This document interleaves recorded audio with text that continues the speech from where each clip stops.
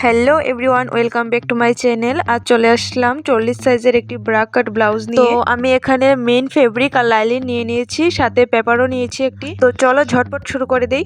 সবার প্রথমে ব্যাক পার্টটা কেটে নেব আর সেটা ডাইরেক্ট লাইলিনে কেটে নেব। তো 1/2 ইঞ্চ উপরে সমান করে একটি দাগ কেটে নিয়েছি। আর ব্লাউজের লেন্থ নিয়ে নিচ্ছি 16 ইঞ্চি, শোল্ডার নিচ্ছি 5.5 ইঞ্চি,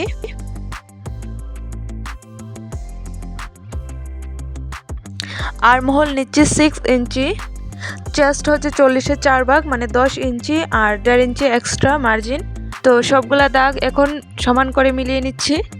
আর্মহোলে শেপ দেওয়ার জন্য 1.5 ইঞ্চি উপরে একটি দাগ দিয়ে সেটাকে মিলিয়ে নেব। এখন নিয়ে নেব কোমরের মাপ। কোমর হচ্ছে 36 ইঞ্চি, তো 36-এর 4 ভাগ হচ্ছে 9 ইঞ্চি প্লাস 1.5 ইঞ্চি এক্সট্রা মার্জিন। ব্যাক পার্টের মেজারমেন্ট নেওয়া হয়ে গেছে, এখন এটাকে কাটিং করে নেব। ব্যাক পার্টের মেজারমেন্ট পেপারে নিয়ে নিয়েছি। এখন বেল্টের জন্য 3 ইঞ্চ উপরে একটা দাগ দিয়ে দেব। আপনারা যারা খাপের মেজারমেন্ট নিয়ে ডিটেলস ভিডিও দেখতে চান তারা কমেন্টে জানাবেন, আমি সেটা নিয়ে অন্য একটা ভিডিও করে দেব। তো আমি এখন পেপারটাকে পার্ট পার্ট করে কেটে নিচ্ছি। পেপারটা হচ্ছে মেইন মেজারমেন্ট, সেটা লাইলিনে আর মেইন ফেব্রিকে কাটার সময় বাড়িয়ে কাটতে হবে। তো আমি এখানে সবার প্রথমে খাপের উপরের পার্টটাকে দু সাইড থেকে 1.5 ইঞ্চি করে আর নিচের সাইড থেকে 1/2 ইঞ্চি করে বাড়িয়ে কেটে নিচ্ছি।